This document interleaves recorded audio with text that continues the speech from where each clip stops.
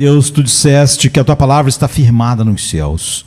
Portanto, Senhor Pai, aqui na terra, todos nós temos que simplesmente nos inclinar à tua palavra. Quando o homem ousa, ó Deus, a querer agradar o mundo, Senhor Pai, adaptando, Senhor Deus, qualquer coisa ao coração do homem caído, da nossa cultura, é porque ele já caiu também. Que nós possamos estar firmes, Senhor Pai, nesse fundamento que é a tua palavra e o teu espírito, Senhor Pai, nós estamos das duas coisas atuando em nós, possa, Senhor Pai, mover nossos corações, de tal maneira, Senhor Pai, que a gente seja realmente moldado à imagem do teu Filho. É o que nós te pedimos, em nome de Jesus. Amém, queridos. Nós começamos o culto, eu estava mencionando Davi no verdadeiro arrependimento, não é? Orando no Salmo 25, 11, onde ele diz: Pai, perdoa a minha iniquidade, porque ela é grande. O verdadeiro arrependimento é parte do processo de santificação, mas com pouco os crentes da nossa geração crescem, porque nós não compreendemos mais o que é o arrependimento e nem o que é o crescimento. Então, em 2 Coríntios 7, 9 a 11, diz assim: agora me alegro, não porque fostes contristados, mas porque fostes contristados para arrependimento. Pois fostes contristados segundo Deus, para que, de nossa parte, nenhum dano sofresses. Porque a tristeza, segundo Deus, produz arrependimento para a salvação, que a ninguém traz pesar. Mas a tristeza do mundo produz a morte, porque quanto cuidado não produziu isso mesmo em vós, que segundo Deus fostes entristecidos. Que defesa, que indignação, que temor, que saudades, que zelo. Em todas essas coisas está a prova de estardes inocentes neste assunto, ou seja, já vê um verdadeiro arrependimento. Em Apocalipse 13, 19 diz: eu repreendo e disciplino a quantos amo. Sê, pois, zeloso e se arrependa. Nós, quando eu era pequeno, meu irmão, e eu fiz o mesmo com os meus filhos, nós tínhamos a mania de nos colocarmos perto de uma madeira e marcarmos com uma faca a nossa altura, não é? E nós fazíamos isso de tempos em tempos para medir o quanto nós crescemos no ano, o pedaço que nós crescemos naquele ano, enfim, e os meus pais participavam disso, como eu com os meus filhos, e cada vez que nossos filhos estão fisicamente mais altos, não é? A cada mês que passa, isso nos deixa animados, não é? Não queremos que eles fiquem do tamanho pequenos. Nós devemos, já no final, né? A gente está em dezembro de 2021, será que se nós espiritualmente tivéssemos como fazer a mesma coisa, nós crescemos? Como nós vimos, há uma lei do pecado em nós no último domingo, mas há a lei do espírito de vida, e isso faz com que a gente compreenda cada vez mais o mal em nós, mas nós temos agora um remédio infinitamente poderoso, não é? E é emocionante observar nossos filhos crescendo fisicamente. Algo estaria errado conosco se a gente não tivesse interessado no crescimento deles, e algo está muito errado se nós não estamos interessados no nosso crescimento.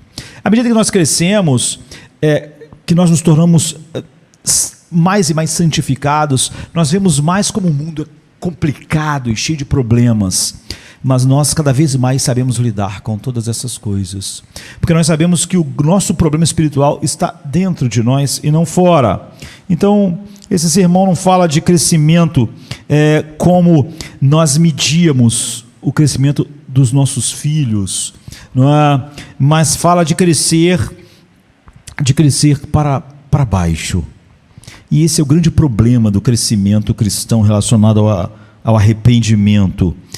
Isso é algo que todo cristão precisa aprender definitivamente. nós precisamos estar menores.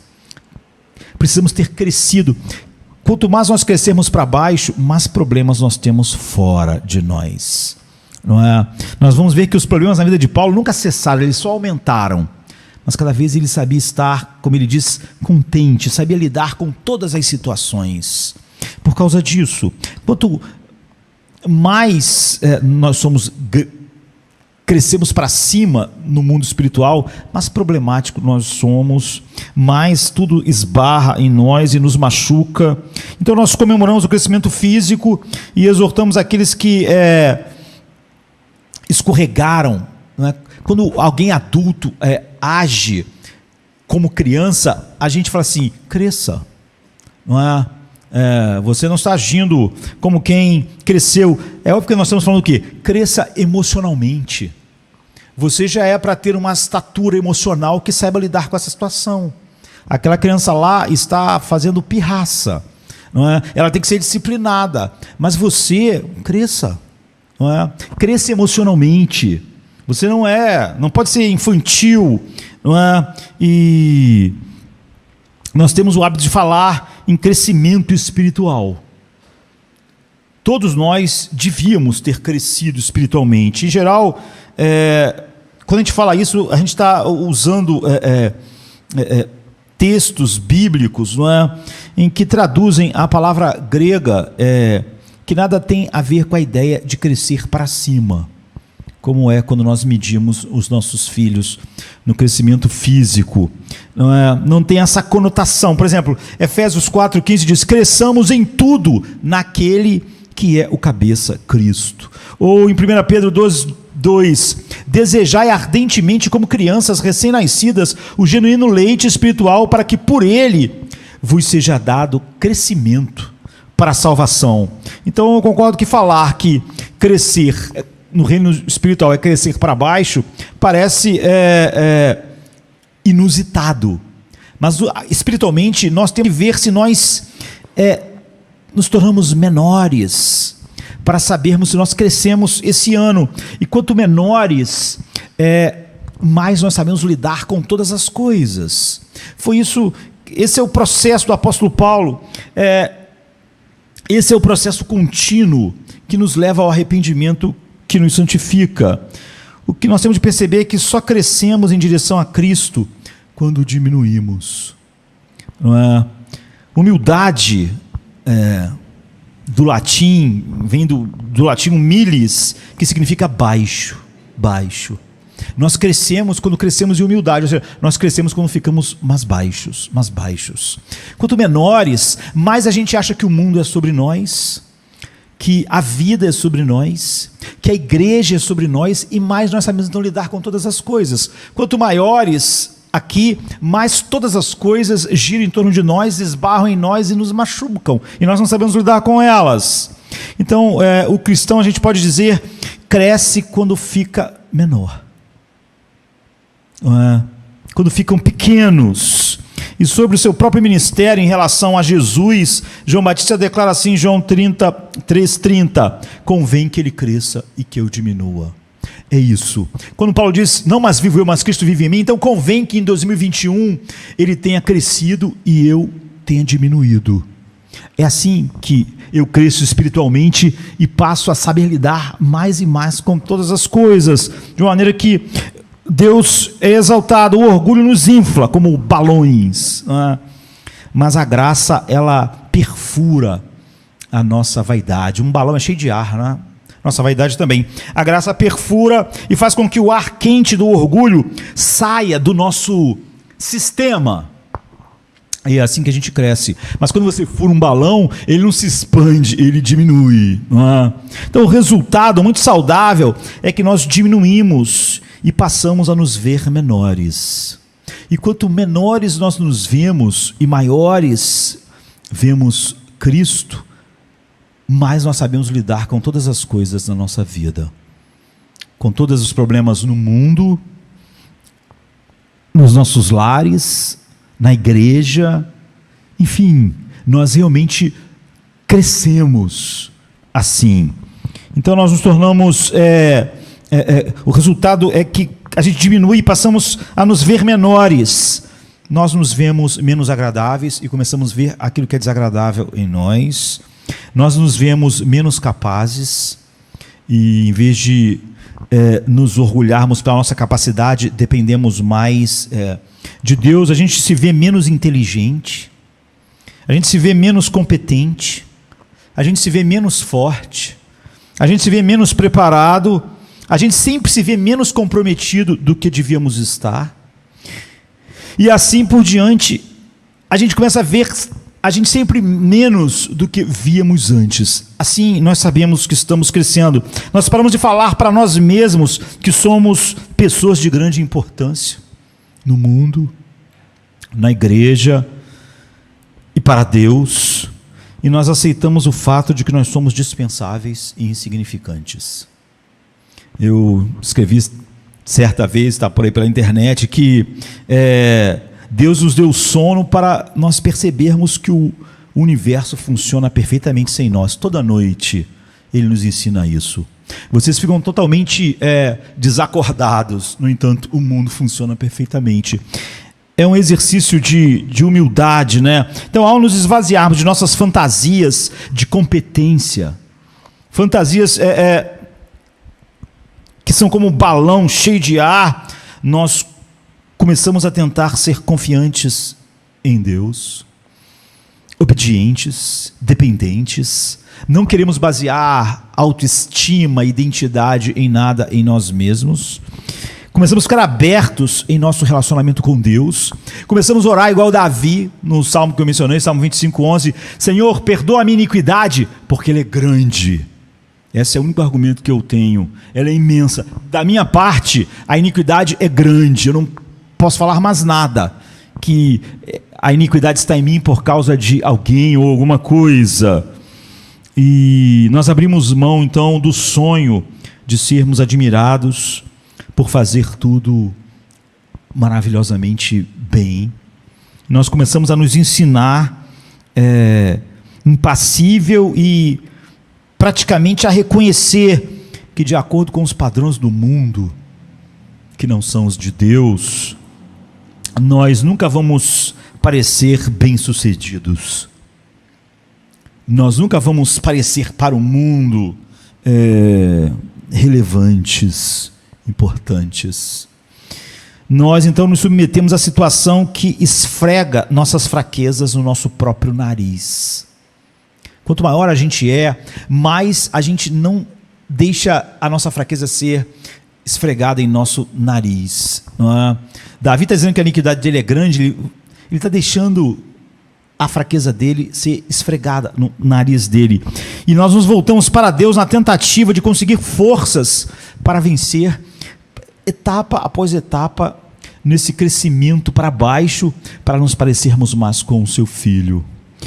Isso é parte, no mínimo, do que significa responder ao chamado de Deus para sermos crianças. E um estudioso escocês disse certa vez que é impossível deixar, ao mesmo tempo, a impressão de que eu sou um grande pregador e de que Jesus é um grande salvador. É uma coisa ou outra, não é? Se a minha preocupação é deixar a impressão de que eu sou um grande pregador, um grande debatedor, logo eu estou impossibilitado de deixar as pessoas verem que Jesus é um grande salvador. Da mesma forma, é impossível deixar ao mesmo tempo a impressão de que eu sou um grande cristão e que Jesus é um grande mestre. Portanto, o cristão ele deve fazer da sua atitude de diminuição uma prática. Paulo diz: tende em vós o mesmo sentimento que houve em Jesus Cristo, que, estando em forma de Deus, a si mesmo se humilhou. Em Filipenses 2, não é? De modo que nele, por meio dele, o Salvador possa mostrar-se grande do cristão, não é? Isso é o que é o crescimento para baixo em vez de ser para cima. A vida de santidade é uma vida assim. Por quanto tempo? O tempo todo. Não é? Eu tenho que observar todas as coisas que estão indo nessa direção ou estão indo contra essa direção. Quanto menor eu sou, menos problemático eu sou para lidar com todas as coisas do mundo, da vida, né? Mesmo as piores. Quando o apóstolo Pedro escreve: antes crescei na graça e no conhecimento do nosso Senhor e Salvador Jesus Cristo, em 2 Pedro 3,18, e Paulo fala em crescer em Cristo, em Efésios 4,15, e alegrar-se com o crescimento na fé dos Tessalonicenses, porque Paulo se alegra que eles estão crescendo. Em 2 Tessalonicenses 1,3, o alvo, tanto de Pedro quanto de Paulo, é um progresso na direção da pequenez pessoal, não é? Da diminuição que permite que a grandeza de Cristo apareça, que a grandeza de Cristo seja vista. E o sinal desse tipo de progresso é que as pessoas se sintam e digam cada vez mais que nada são e que Deus em Cristo tornou-se tudo o que elas precisam. Tudo para a sua alegria, tudo para a sua paz, tudo para a sua identidade, tudo o que elas precisam para levar a vida adiante, para enfrentar todas as coisas, todas as situações na vida e na morte. E dentro dessa estrutura, dessa contínua diminuição contínua do nosso ego carnal, como podemos chamar, não é? Que enquadra a tese de todo o crescimento espiritual. Se a gente não olhar assim, a gente sequer pode pensar se crescemos espiritualmente, porque a nossa ideia de crescimento vai ser exatamente o que é o oposto do crescimento. Então, quando a gente pretende ver que os cristãos são chamados a uma vida de contínuo arrependimento, como a gente estava vendo no domingo, todos os problemas espirituais de uma pessoa estão dentro dela e não fora. Então nós somos chamados a um contínuo arrependimento como uma disciplina integral de uma vida espiritualmente saudável. E óbvio, eu não posso me arrepender do que as pessoas estão fazendo. O contínuo arrependimento só pode ser sobre eu mesmo. Então a primeira das 95 teses de Lutero, fixadas na porta da igreja de Wittenberg, em 1517, é exatamente sobre isso. A primeira tese diz assim: quando nosso Senhor e Mestre Jesus Cristo disse arrependei-vos, em Mateus 4,17, ele queria que a vida de todo cristão fosse marcada pelo contínuo arrependimento. Essa é a primeira tese das 95.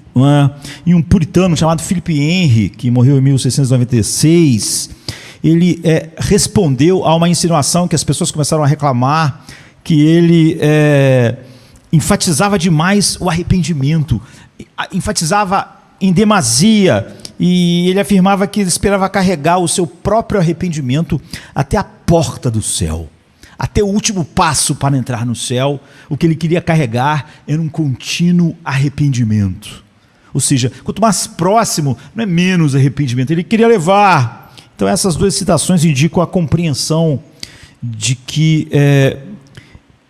daquilo que nós precisamos nos sintonizar, porque isso está muito distante da nossa geração, da nossa cultura. Nós localizamos os problemas fora de nós, achamos que todo mundo está falhando conosco, a vida, a situação, não é?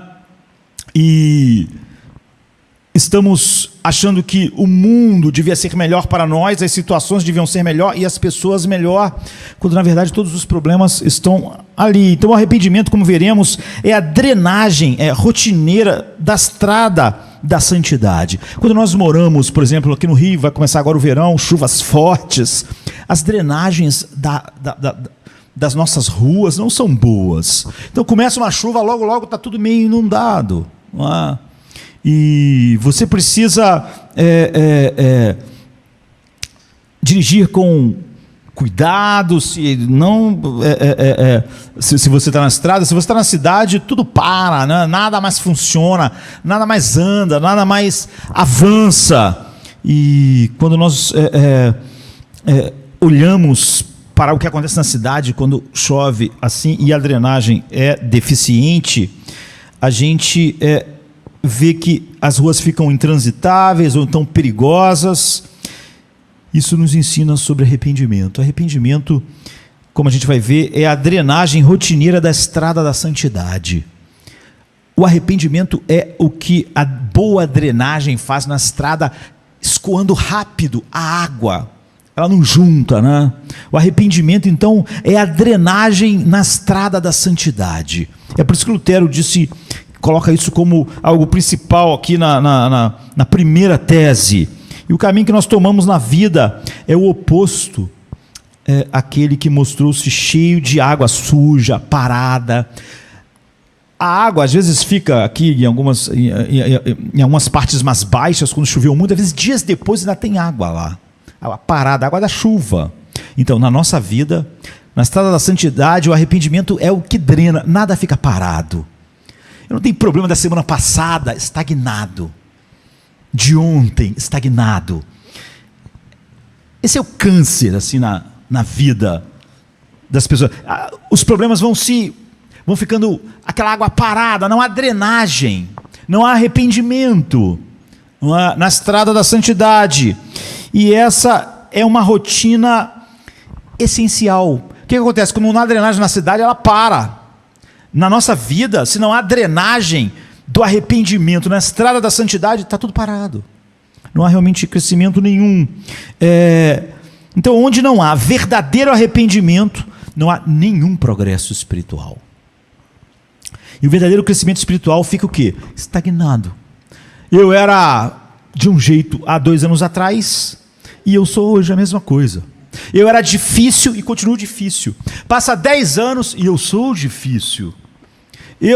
Tinha dificuldade de lidar com determinadas coisas há 10 anos atrás, e eu tenho dificuldade de lidar com essas coisas hoje.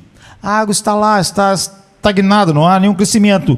Então, em falando de contínuo arrependimento, a gente não quer deixar a impressão de que o arrependimento pode se tornar algo automático e mecânico. Porque quando a gente fala de contínuo, isso logo vem a nós, não é como regras de etiqueta na mesa. Você já faz de maneira mecânica, como dirigir o automóvel, fica meio mecânico, você já nem pensa naquilo, você simplesmente faz.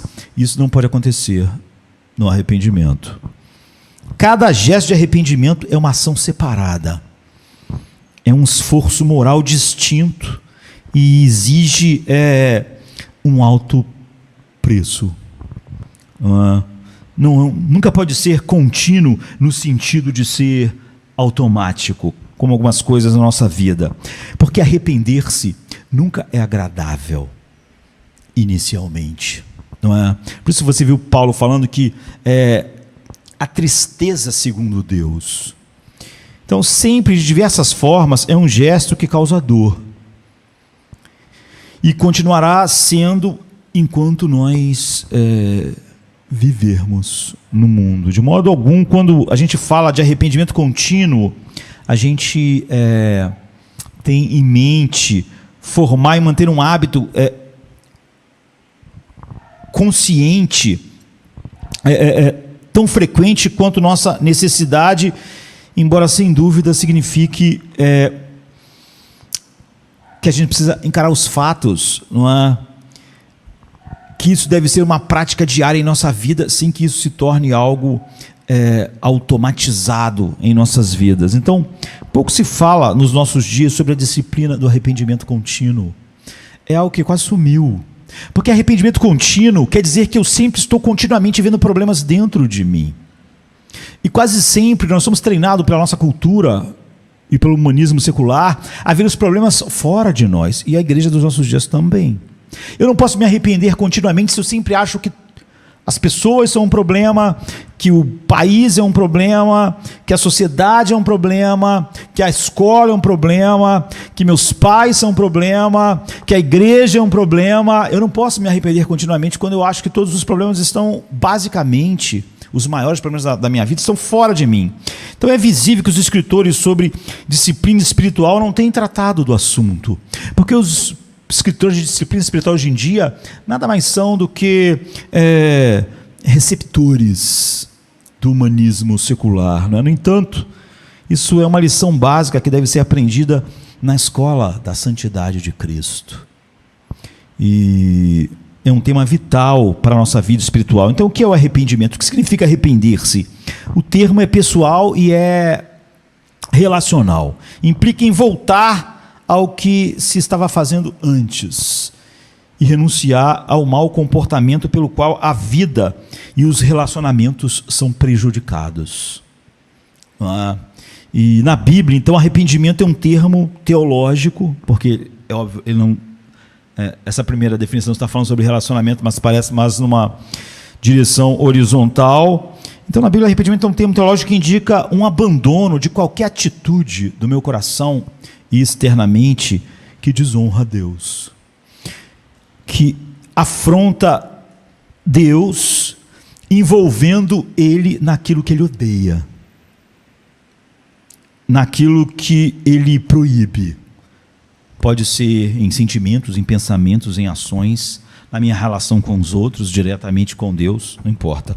O termo no hebraico para arrependimento significa desviar, desviar-se ou retornar.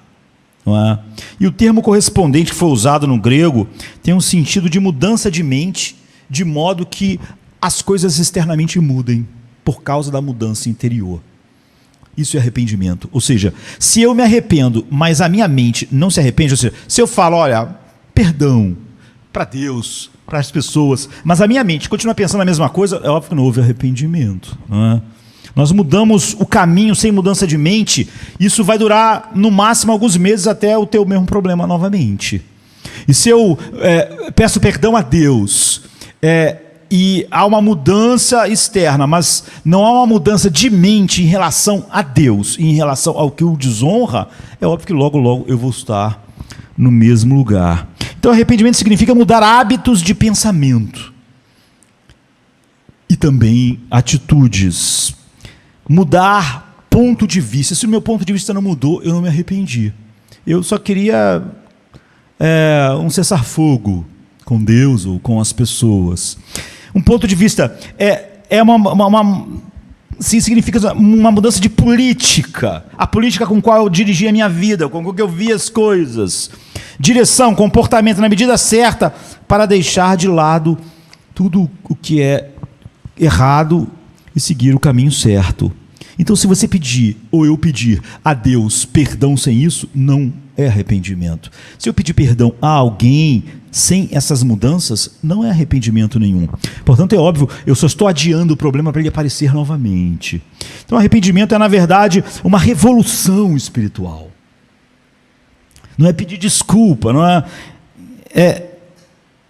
esta agora nada mais é do que a realidade humana que nós devemos explorar se queremos ter o que a Bíblia chama de crescimento espiritual. E o arrependimento no sentido pleno da palavra, mudar de fato o caminho descrito, só é possível para quem é regenerado.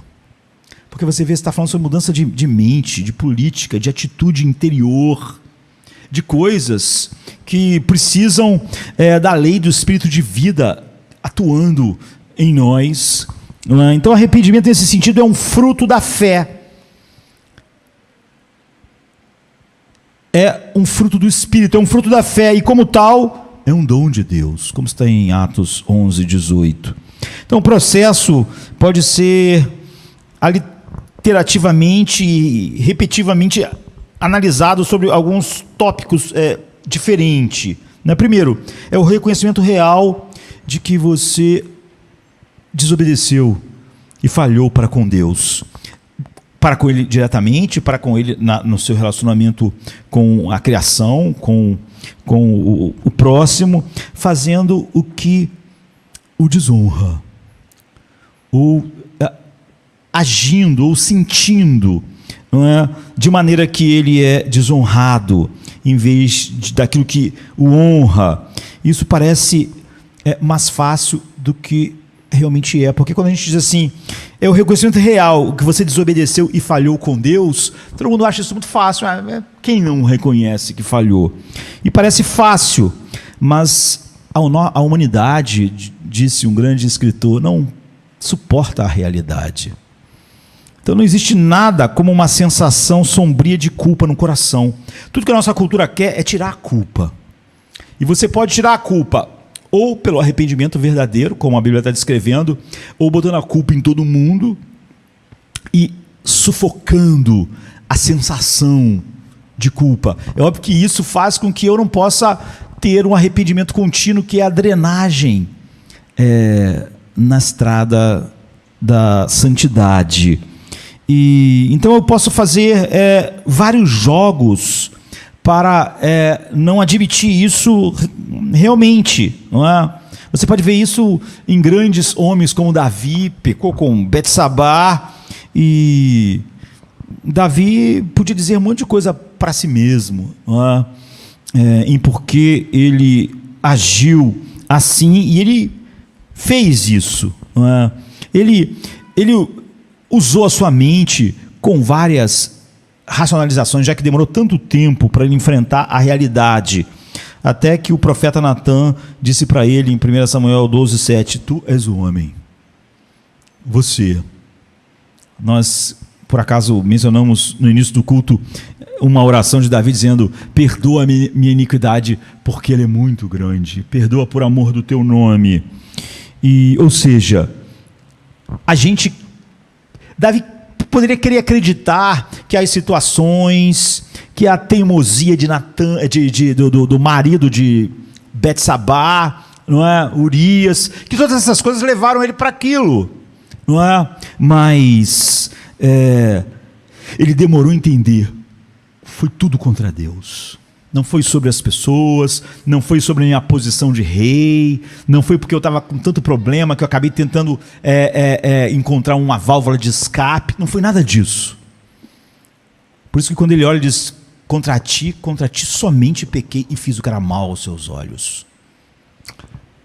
Essa consciência foi e é a semente que germina o arrependimento, não é? A consciência de que é contra Deus. Eu estou falando sobre pessoas, estou falando sobre situações, mas é contra Deus. E é Deus que eu estou ofendendo. E essa consciência foi e é a semente que germina o arrependimento.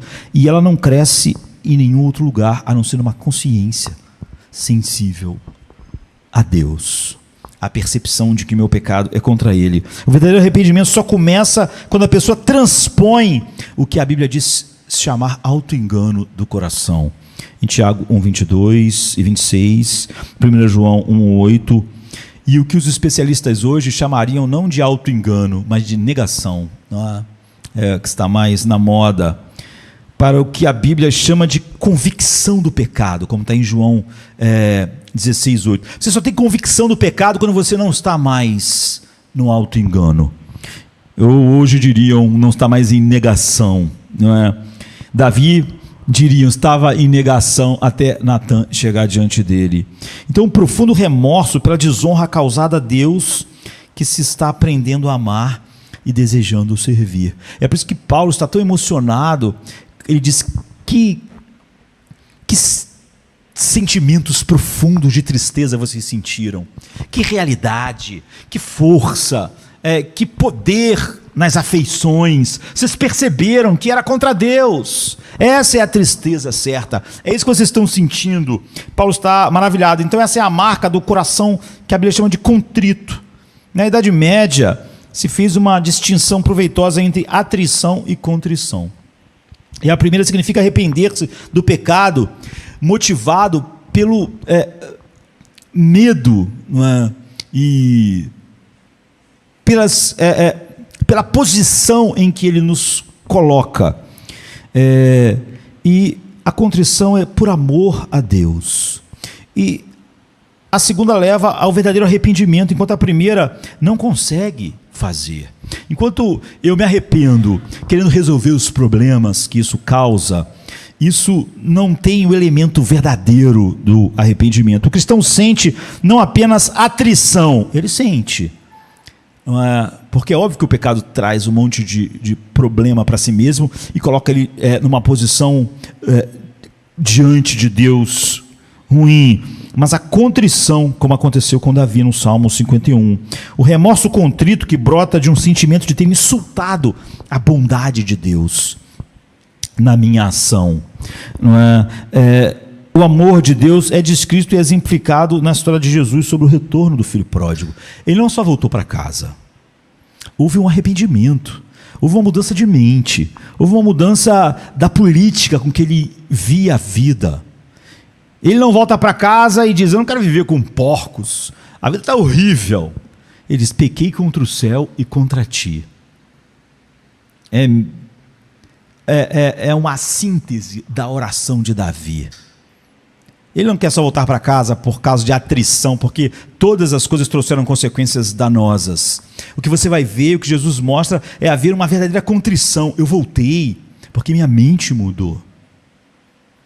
Porque a política e a forma com que eu enxergo a vida foram alteradas. E, em terceiro lugar, o pedido reverente pelo perdão divino e purificação da consciência e ajuda para não falhar novamente é característica do arrependimento. Davi diz: cria em mim um puro coração. Ou seja, eu não quero ser só perdoado, eu quero uma mudança que não me traga de novo para este lugar. Eu não quero amanhã inventar uma desculpa para estar caminhando pelos mesmos caminhos. Então Davi não pede só perdão, contra ti, somente contra ti pequei. Ele diz: cria em mim um puro coração. O verdadeiro arrependimento, ele não quer voltar de novo a fazer a mesma coisa que ele fez antes. E um exemplo clássico desse pedido se encontra exatamente na oração de penitência de Davi, no Salmo 51, 7-12. Então o arrependimento cristão sempre e necessariamente inclui um exercício de fé em Deus para obter bênção da restauração. Não só o perdão. Então o próprio Jesus ensina qual deve ser a oração dos filhos de Deus. Perdoa os nossos pecados, perdoa as nossas dívidas e não nos deixes cair em tentação. O verdadeiro arrependimento, ele não quer de novo fazer a mesma coisa. Então, você vê que não é só perdoa, amanhã eu faço tudo de novo, depois da manhã também, aí eu peço perdão. Não, há essa sensação: cria em mim um puro coração, ou aqui da oração: e não nos deixe cair em tentação, livra-nos do mal. Eu quero perdão e restauração e capacitação para mudança de mente, para amanhã não estar no mesmo lugar, e uma resoluta renúncia dos pecados em questão. Como? Com pensamentos deliberados sobre como manter limpo, se manter limpo deles e viver corretamente no futuro. Então, quando João Batista falou para a elite religiosa de Israel, ele diz assim em Mateus 3,8, está dizendo para todos nós, né? Produzir, pois, frutos dignos de arrependimento. Ele estava chamando seus membros a uma mudança de direção. Ele está dizendo o seguinte: se vocês se arrependeram, que amanhã, depois de amanhã, daqui a um mês, haja frutos disso. Se de novo acontecer as mesmas coisas, então vocês não se arrependeram. Produzam frutos, não é frutos dignos de serem perdoados por Deus. É frutos dignos do arrependimento. Se o arrependimento é uma mudança de mente, de política, de ideia interior para Deus, então é óbvio que haverá uma mudança, que vai ser o fruto dessa mudança interior. Então ele diz: produzir frutos, Mateus 3,8, não é? Em quinto lugar, restituição necessária. A qualquer pessoa que a gente que tenha sofrido perdas materiais em virtude dos nossos erros cometidos. Às vezes as pessoas não sofrem perdas materiais, mas honra. Enfim, a lei do Antigo Testamento, nessas circunstâncias, exigia uma restituição. Quando Zaqueu, o judeu renegado, né, por ser um cobrador de impostos, quando ele se arrependeu, ele se comprometeu em retribuir 4 vezes mais para cada ato de extorsão, para cada dinheiro que ele ganhou por fora, né, que ele tinha recebido. Ele devolveria 4 vezes mais. Esse era um modelo de exigência de Moisés. Em Êxodo 22:1, Êxodo 22, 2-14, Levítico 6:4, no número 5:7, ele diz que para cada ovelha que você roubou, você devia devolver 4. Não é? Então, Zaqueu está falando sobre esse modelo. Então, você vê, todas essas coisas estão envolvidas no arrependimento bíblico. Uma aliteração alternativa, como se não fosse suficiente tudo isso que a Bíblia deixa claro para nós, um resumo seria discernir a perversidade, insensatez e a culpa daquilo que a gente fez, sentiu ou pensou. Perdoa a minha iniquidade, porque é grande. Em segundo lugar, desejar o perdão com uma mudança interior que faz a gente abandonar, não é óbvio, o pecado e mudar nossa mente para que a gente não abandone, mas que as mesmas coisas continuem voltando e voltando, porque a nossa mente continua igual era antes. E 3, decidir pedir perdão. E todo mundo que realmente se arrepende e pede perdão, deseja e pede poder para mudar. Você pede perdão e também você quer ser livre da tentação, ser livre na tentação, livre do mal. Você pede perdão como Davi e diz: cria em mim um puro coração. E você se dirige a Deus da maneira devida, não é? Por amor do teu nome, perdoa a minha iniquidade, pois ela é grande. Em quinto lugar, demonstra, ou pelo testemunho, ou pela confissão, ou pelo comportamento transformado, que aquele pecado realmente ficou para trás. Que é isso que João Batista chama de fruto do arrependimento. Através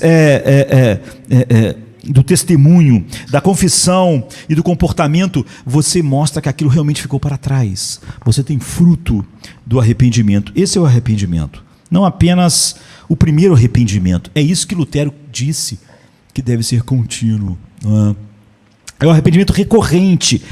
É o arrependimento do discípulo adulto. É isso que é a drenagem na estrada da santidade. Não é? Então, na época da Reforma, foi um período da história cristã em que entendeu-se bem a vida de arrependimento. E a redescoberta de Lutero da justificação pela fé baseada tão somente na obra de Cristo levou ele a desafiar a ideia popular dos seus dias, de que o arrependimento nada mais era do que a formalidade da confissão. Se você confessou, não é? Você tinha a absolvição sacramental. E como uma execução de uma penitenciazinha, não é?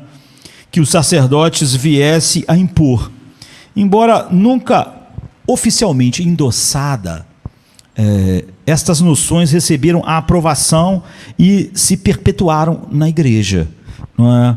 E o desafio de Lutero foi oportuno e extremamente necessário. É por isso que ele colocou como a primeira tese das 95 teses da Reforma o arrependimento contínuo. Ele estava dizendo: a igreja não entende nada, e vocês e nós, a igreja dos nossos dias, ele dizendo, não entende nada sobre o verdadeiro arrependimento, não é? E como ele é, como eu disse, o sistema de drenagem na estrada da santidade. Como vimos, então, ele afirmou que o arrependimento devia ser uma atividade constante e permanente.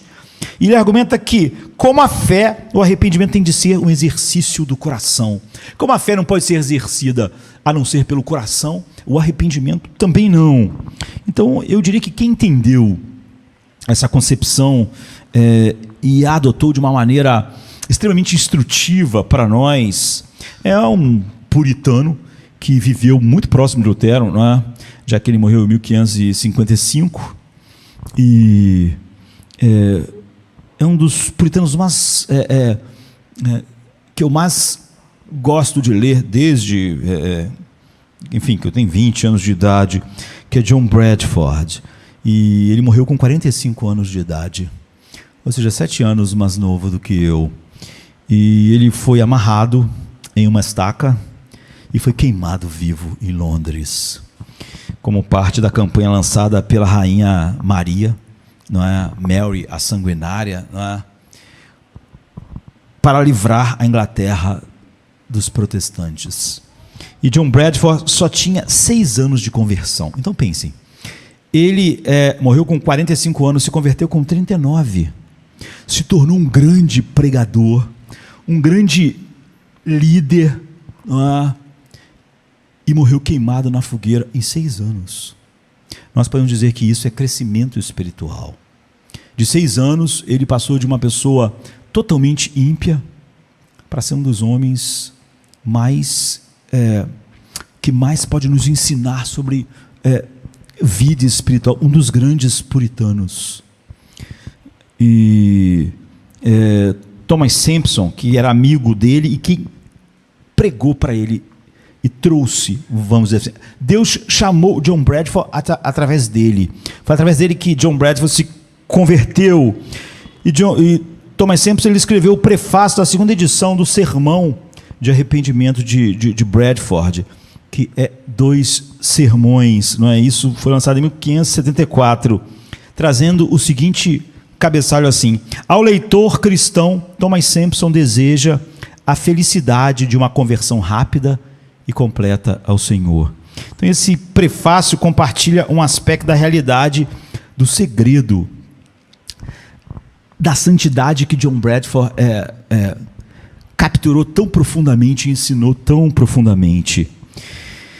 Ele diz assim: Mestre Brad foi um modelo, escreve Sampson, deste arrependimento que foi ensinado por ele, que o conheci particularmente, tenho de louvar a Deus por ele, uma vez que entre os homens poucos eu conheci como ele. E Sampson então continua, essa é um prefácio de 2 sermões sobre arrependimento de John Bradford, que virou um livro, e ele continua a explicar o seu parecer com as palavras que merecem a nossa atenção. Ele diz assim: aprove a Deus com grande rapidez prepará-lo para o martírio, no qual, por meio de Cristo, ele veio a receber a coroa da vida. Como eu disse, ele se converte com 39 anos e é queimado vivo com 45, e nesse período ele se tornou um grande puritano, não é? Então, aprove a Deus com grande rapidez prepará-lo para o martírio, no qual, por meio de Cristo, ele veio a receber a coroa da vida. No entanto, a constante meditação, a prática do arrependimento e a fé em Cristo, que o guardou pelas graças de Deus e foi notavelmente praticada todos os dias da sua vida, o ajudaram muito em sua caminhada. Nosso Bradford tinha suas práticas e exercícios diários de arrependimento. Fez para si uma lista de todos, aí, entre aspas, porque todos que ele podia, né? De todos os pecados terríveis que em sua vida de ignorância havia cometido, ou seja, aquilo que ele cometeu antes de ser chamado, né? Em sua vida de ignorância havia cometido e o colocava diante dos seus olhos quando ia orar em particular, para que, ao vê-la e lembrar-se dela, ele pudesse erguer-se para oferecer a Deus o sacrifício de um coração contrito, grato, né? Buscar a convicção da salvação em Cristo pela fé e agradecer a Deus por tê-lo chamado das veredas da iniquidade e pedir que a graça superabundasse em sua vida santa e que fosse aceitável e agradável a Deus. E ele continua: tamanho era o exercício contínuo da sua consciência que fazia em suas orações particulares, que ele não se contentava com sua oração a menos que sentisse no íntimo algum peso no coração pelo pecado cometido, e a cura daquela ferida pela fé, sentindo o restabelecimento salvador de Cristo, que trazia uma mudança de mente, que o levava a sentir ódio do pecado e amor em obedecer à boa vontade de Deus. Vamos aprender, ele continua, com o exemplo de Bradford, a orar melhor, ou seja, orar com o coração e não apenas com o lábio. Como disse Cipriano, Deus ouve o coração e não a voz. Ou seja, não apenas a voz sem o coração, porque isso não passa de um movimento de lábios. Este era mais um dos seus exercícios. Ele costumava fazer um efemérides, um diário, não é?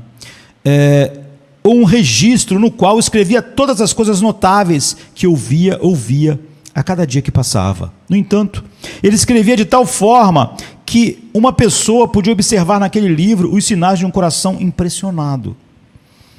Pois se via ou ouvia algo bom sobre uma pessoa, por meio daquela percepção, ele queria ver aquilo se concretizar em sua própria vida e acrescentava uma pequena oração em que pedia misericórdia e graça para ser aperfeiçoado. Ou seja, se ele visse alguém fazendo algo bom, algo que glorifica a Deus, ele começava a orar a respeito de que queria que a vida dele também manifestasse a mesma coisa.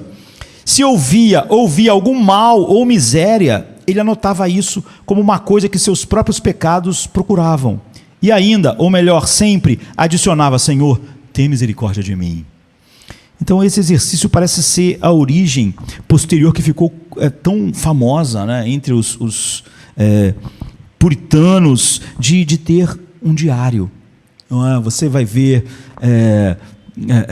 isso tão grande, como Jonathan Edwards fez resoluções, começou a escrever a respeito de si mesmo, fez os puritanos. O primeiro que nós conhecemos a fazer isso é John Bradford. E quando John Bradford via um criminoso sendo levado para a forca, ele, numa das suas anotações, ele diz o que ele sempre via quando via alguém sendo levado para a forca. Assim, ali segue alguém, ali segue, se não pela graça de Deus, John Bradford. Ou seja, o cara vai ser enforcado por um crime. Ele disse, ali está John Bradford, se não fosse a graça de Deus.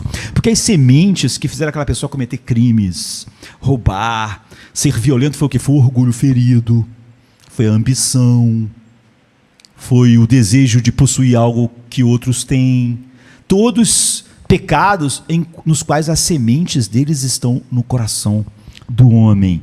E ele continua assim, Sampson. Ele costumava anotar no mesmo livro pensamentos maus que apareciam em sua mente. Se ele pensasse algo mal, que desonrava a Deus, algo mal contra alguém, ele escrevia. Ele escrevia o que ele está dizendo.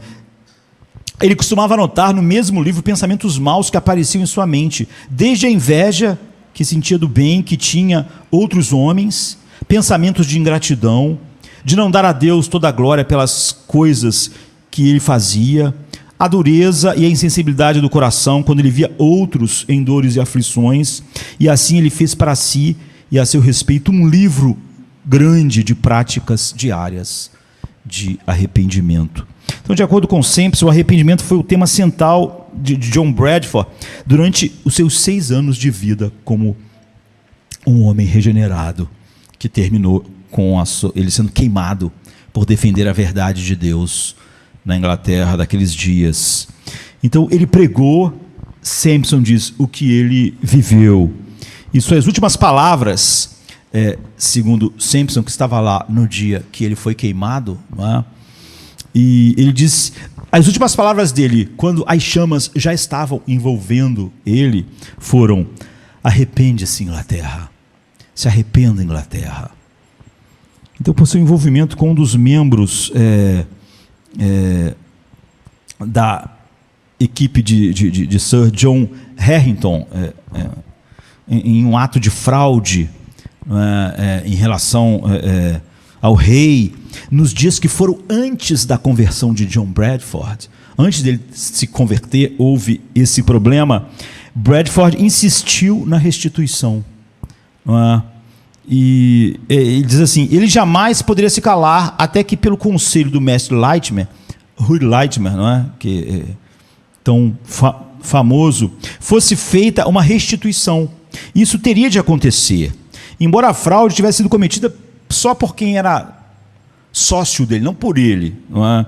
E não por ele. E foi Harington, no final, que teve que pagar, que a justiça disse que tinha que pagar. Mas ele, de boa vontade, abriu mão e absteve-se de todo o seu patrimônio particular que tinha na terra para restituir. Então, assim, ele diz, sua vida foi uma prática e um exemplo, uma provocação contínua ao arrependimento.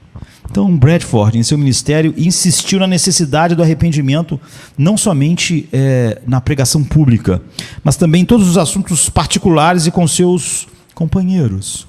E a descrição de Sampson, que ele faz de Bradford, é escrita 19 anos depois que John Bradford tinha morrido.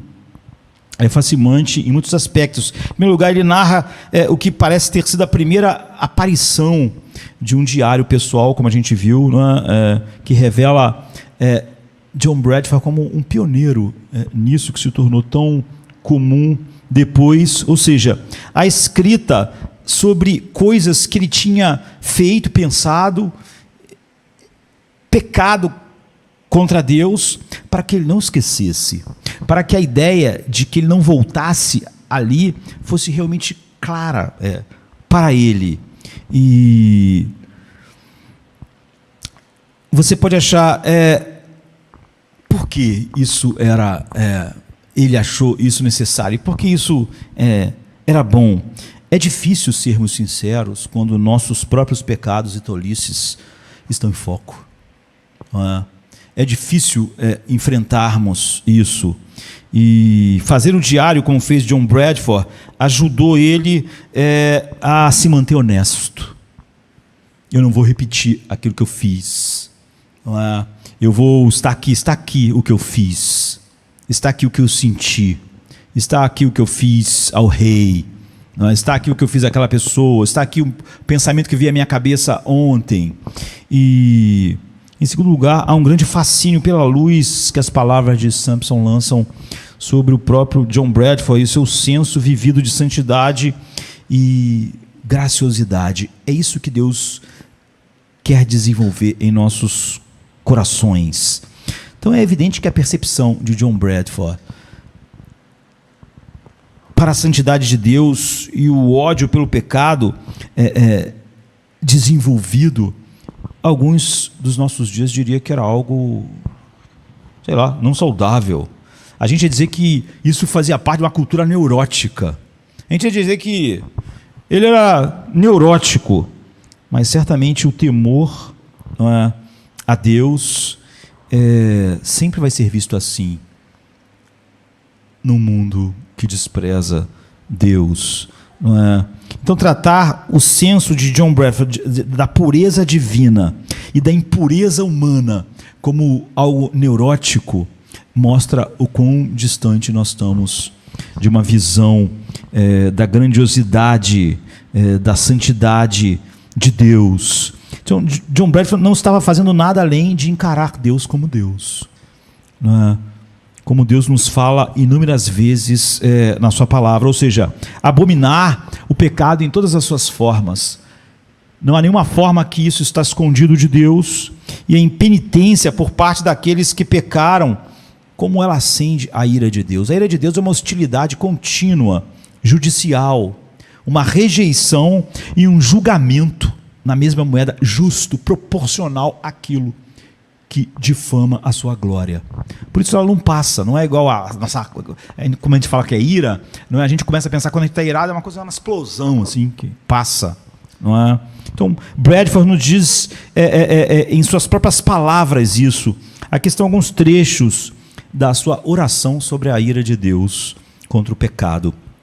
A oração diz assim: ó eterno e todo-poderoso Deus, amado Pai do nosso Senhor Jesus Cristo, que fez os céus e a terra, o mar e tudo que nele há, que fez grandes coisas, que governa, que conserva e que mantém todas as coisas. Ó santo, justo e sábio, ó forte, terrível, poderoso e temível Senhor Deus, juiz de todos os homens, cujos olhos estão voltados para os caminhos de todos os homens, e são tão puros os teus olhos que não podem ocultar a impiedade, sem desprezar, não é? Tu que sondas o coração de todos os homens, tu abominas o pecado e aborreces a iniquidade. Por causa do pecado, tu tens punido seriamente a humanidade, como declaraste pela pena de morte imposta sobre todos os filhos de Adão, pela expulsão de Adão e sua descendência do paraíso, pela maldição da terra, pela inundação do mundo, pela destruição de Sodoma e Gomorra. E aqui John Bradford acrescenta diversos exemplos da justiça punitiva de Deus na história, e a gente pula, mas de todas as suas demonstrações, ele diz no fim: de todo ódio que tu tens pelo pecado, a maior e mais notável é a morte e paixão sangrenta de Jesus Cristo.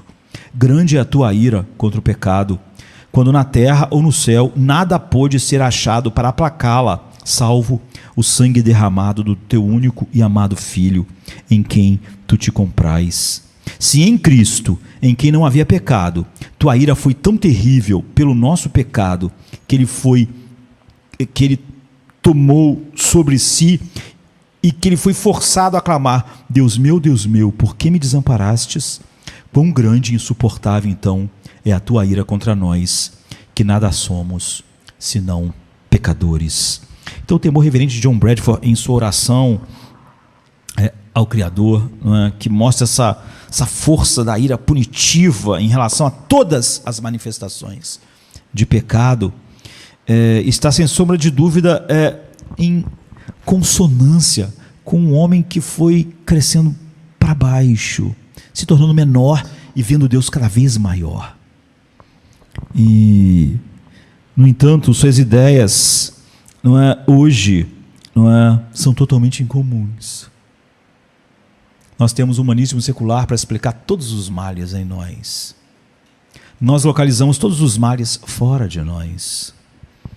Admitimos alguns dentro, mas eles nunca são, na verdade, o culpado. São reações, talvez, respostas a alguns problemas físicos, mas nunca no nosso coração. No entanto, as suas ideias eram comuns naquele admirável momento da história dos puritanos. A mesma atitude você encontra na expressão clássica, na oração e confissão de pecados de Thomas Cranmer, não é? Escrito em 1548. Ele diz: Deus Todo-Poderoso, Pai de nosso Senhor Jesus Cristo, Criador de todas as coisas, Juiz de todos os homens, nós reconhecemos e lamentamos nossas fraquezas e pecados que, de tempos em tempos, mas dolorosamente cometemos, por pensamentos, palavras e ações contra a Tua divina majestade, provocando mais justamente a Tua ira e indignação. Arrependemo-nos profundamente, estamos sinceramente entristecidos por essas maldades. A lembrança delas nos entristece, o seu peso é insuportável. Tenha misericórdia de nós, tenha misericórdia de nós, misericordioso Pai.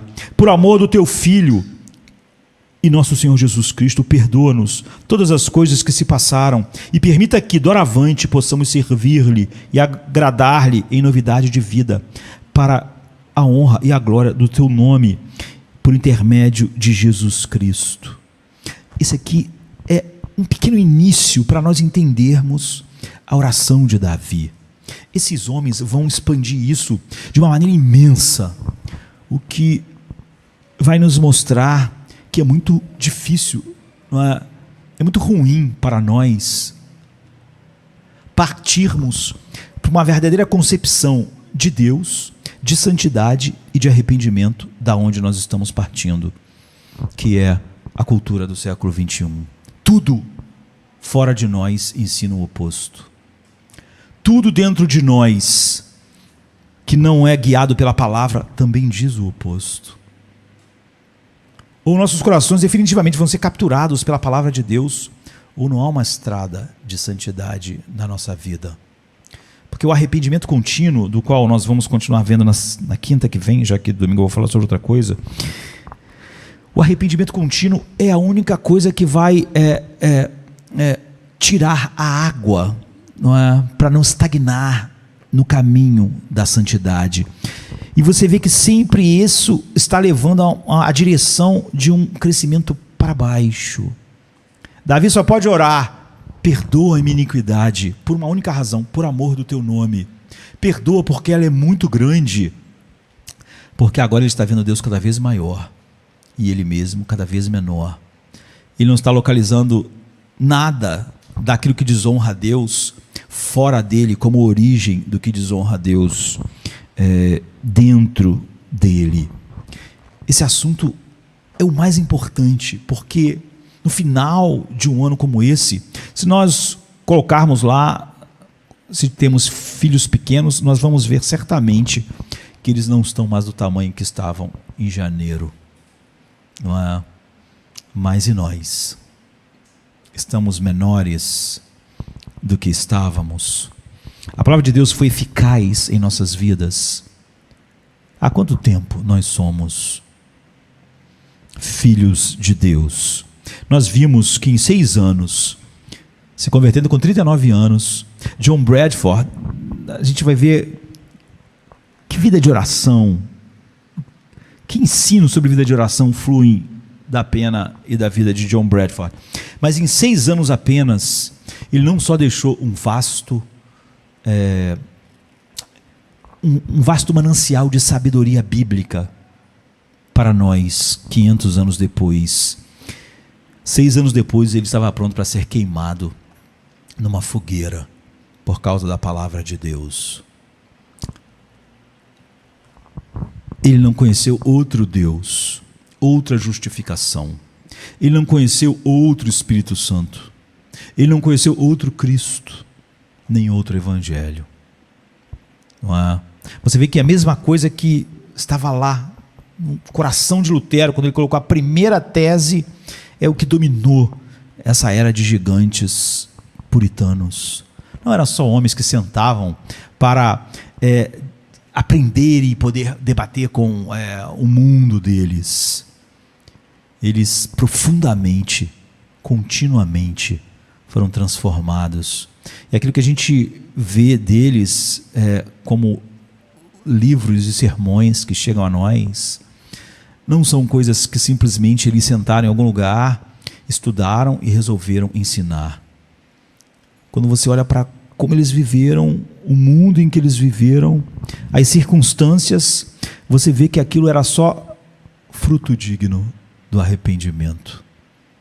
Eles sabiam o que era contínuo arrependimento, então a estrada da santidade estava com drenagem, nada ficava estagnado, nenhuma água parada. E eles cresceram tanto que eles parecem para nós gigantes, mas eles tinham o que nós temos. Nós temos tudo para a vida e piedade. E nós não devemos simplesmente admirar homens como John Bradford. Nós devemos entender que Deus nos escolheu em 2021 para mostrarmos a glória dele e a beleza dele, como John Bradford manifestou na dele. E quando a sua igreja estava chorando, não é, momentos antes dele ser queimado, ele disse: não chorem, essa noite eu vou cear com o Senhor. É essa vida de contínuo crescimento para baixo que Deus determinou para todos nós. No domingo a gente viu que muitas pessoas usam às vezes o remédio da graça para ir contra o propósito da graça. O propósito da graça é nos fazer santos, nos fazer parecidos com Cristo. E nesse caminho, quando pecamos, nós temos um advogado. As pessoas abandonam o propósito da graça e elas ficam só com o remédio. Vamos pecar para que a graça abunde. Paulo diz: como se nós morremos para o pecado? Então, crescimento é muito diferente do que o mundo acha ser crescimento. E talvez isso nuble as nossas mentes. Arrependimento bíblico é muito diferente do que nós achamos ser arrependimento. Por isso eu acho tão maravilhoso como Davi pode sintetizar em um único verso: por amor do teu nome, perdoa a minha iniquidade, pois ela é grande. Vamos ficar de pé, vamos orar.